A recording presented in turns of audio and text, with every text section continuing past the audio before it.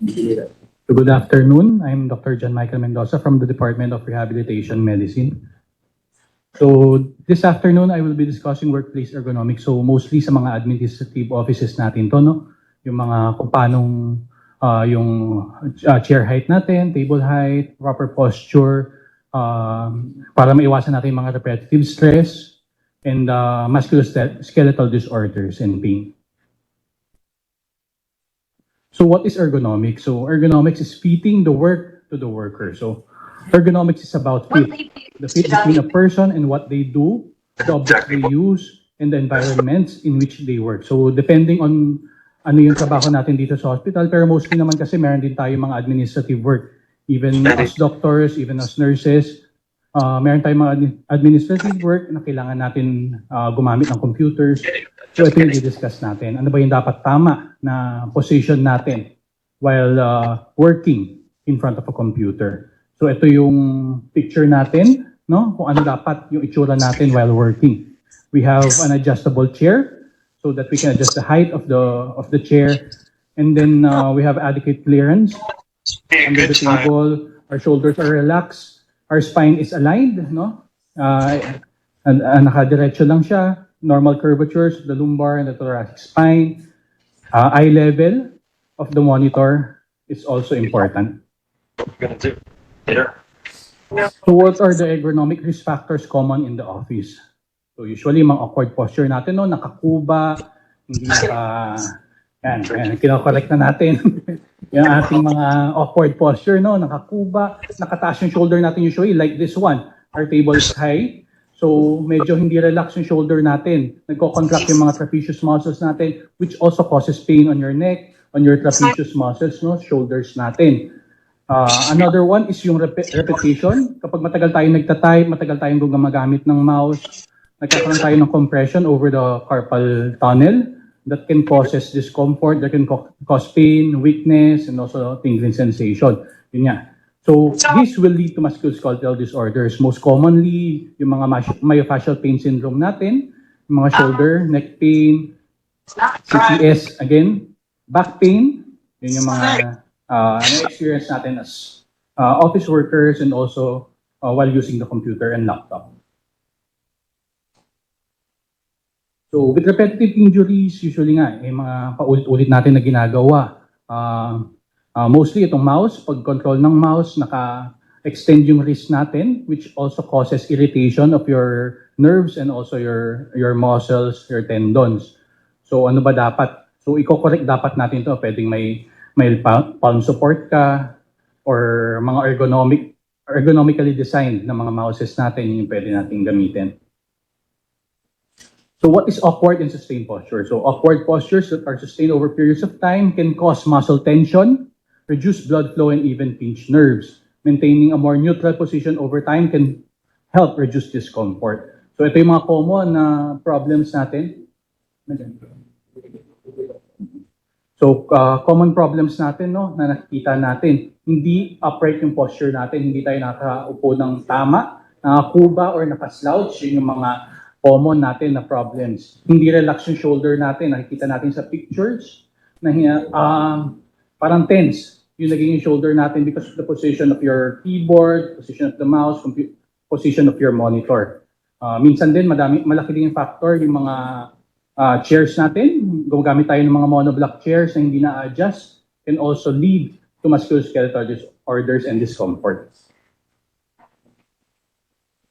So contact stress, ito yung sinasabi natin kapag meron tayong ginagawa parati, like your typing or prolonged sitting, nagkakaroon tayo ng discomfort over areas na matagal yung stress points natin. So dapat meron tayong enough space on the edge of the seat and also yung wrist natin hindi dapat nagkakaroon ng pressure over the table or over the laptop.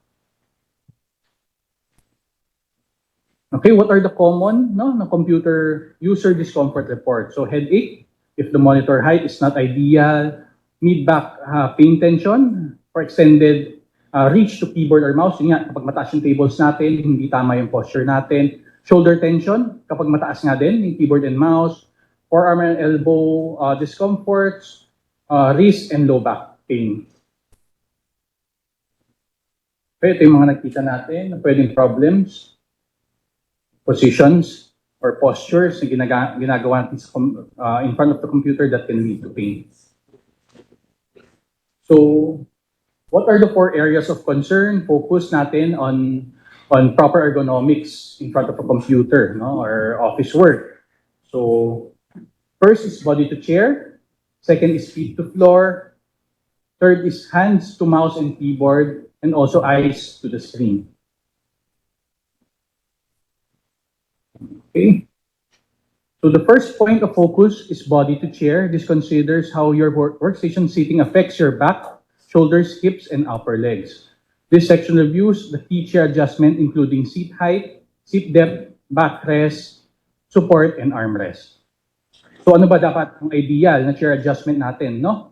So usually, ideal natin is na-adjust yung chair natin, yung backrest support and also your seat height. So adjust the seat height so that your feet feels comfortable on the floor. Hindi pwedeng nakaangat masyado, hindi pwedeng nakatiptoe, or hindi din pwedeng naka-extend yung knees. Ang ideal position natin is 90 degrees. Yung knee flexion natin, 90 degrees yung ankle flexion natin para evenly distributed yung pressures over the chair. No, yung buttocks natin hindi masyadong kapag mataas kasi yung knees natin, hindi parallel to the ground, mataas yung pressure sa buttocks natin.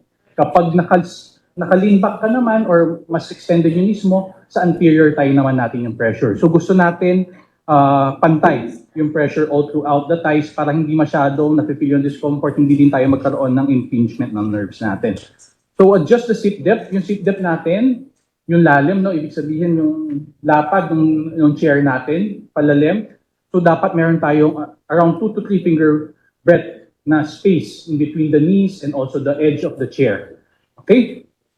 So kapag meron naman tayong lumbar support, ina-adjust din natin yun over the lumbar area. So sa armrest naman, ang gusto natin is 90 degrees. Relax yung shoulder natin and naka 90 degrees yung elbow flexion natin. Okay? Hindi naka-extend, hindi din naka-curve na ganyan. So gusto mo, relax yung shoulder natin, 90 degrees, yung flexion ng elbow, and supported ng armrest natin, yung upper extremities natin. Okay, for the armrest naman, ito din, ayaw natin na sobrang taas, ayaw natin na sobrang baba. No? It's ideal for comfortable working in front of a computer. So feet to floor, as discussed earlier, no, gusto natin relax yung position ng feet natin. Ayaw natin na nakatiptoe, ayaw natin na naka-extend masyado yung leg. So ina-adjust natin yung height natin in a comfortable position. So makikita natin, no, yung isa naka-elevate yung paa, napapangit yung posture nila, which can cause musculoskeletal disorders. Yung iba naman, naka-flat masyado, naka-relax, nag-slouch naman, can also cause back pain. So hands to the mouse and keyboard. So hands to keyboard and mouse focuses on how equipment in workstation affects the posture of your hands, arms, and shoulders. So ito yung ideal. Yung discuss natin, 90 degrees dapat yung elbow. Yung keyboard natin should be at same level of your wrist. Hindi dapat siya nakaangat, no, para hindi mataas yung tension natin sa shoulders.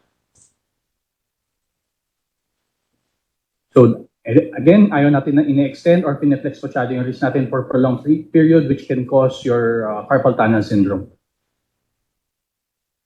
So if needed, we can apply wrist pads, palm support over the areas. Ayaw natin na nagkakaroon ng compression over the wrist.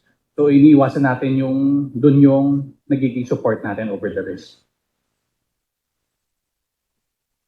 And lastly, eyes to the screen. So this considers aspects of your workstation that affects your vision. So for a single monitor position, your monitor should sit directly in front of you. The center of the monitor should be in line in your body, and usually around 1 to 2 inches down from the top of the monitor yung level ng eyes natin. Okay, for laptop, medyo ayaw natin, no, na gumagamit masyado ng prolonged periods ng laptop kasi hindi natin na-adjust yung keyboards natin in terms of the monitor. Pwede natin gawin is yun yan, parang nakita natin sa picture, nagkaroon siya ng external keyboard para maging ergonomics pa rin yung work niya. Tapos, ine-elevate na lang niya yung laptop, ginagamit na lang niya as monitor, yung laptop niya, pero meron siya external keyboard. Okay, so ito yung mga usually na sumasakit sa atin, no? With prolonged use of a laptop. Kapag mataas masyado, it can cause discomfort sa shoulders natin, also the buttocks. If too low naman, can cause pain on your neck, on your upper trapezius, and hindi talaga ideal of use ang laptop for prolonged periods of time. So this is your ideal monitor height. Yun nga, yung level ng eye level natin, with the monitor usually around 1 to 2 inches below the top of your monitor. Kasi yun yung natural angulation ng eyes natin going to the monitor. Okay, so the Department of Rehabilitation Medicine prepared a video for simple exercises natin, no, stretching at the workplace. This is around 2-minute video lang naman. Pwede natin gawin ngayon or kapag may time tayo na nagkakaroon na tayo ng pains, discomfort sa mga shoulders natin, pwede nating i-apply ito.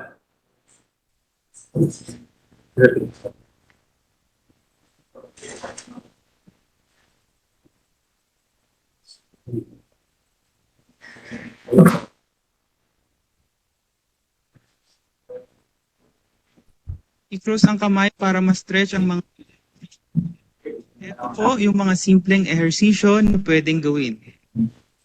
Una, tingin sa kanan at kaliwa.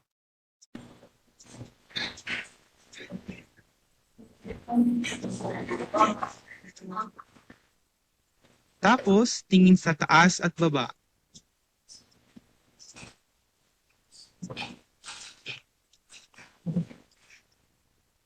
Plus side neck stretches sa magkabilang leeg.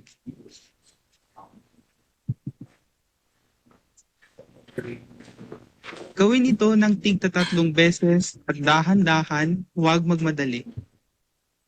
Sa balikat naman, pwedeng gawin yung shoulder circles para ma-mobilize ang balikat at likod.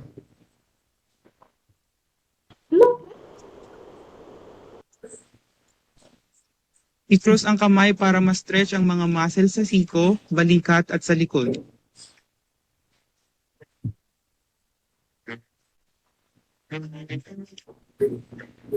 Itaas ang 2 kamay hanggang sa kayang maabot. Gawin ito ng 3 hanggang 5 beses.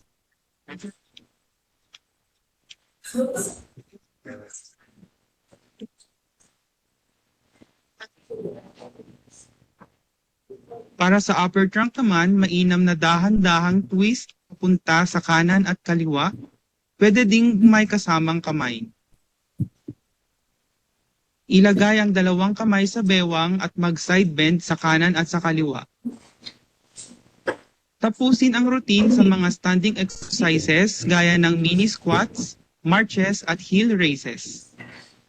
Upang maiwasan ang pananakit ng likod, ugaliing maging aktibo ang katawan.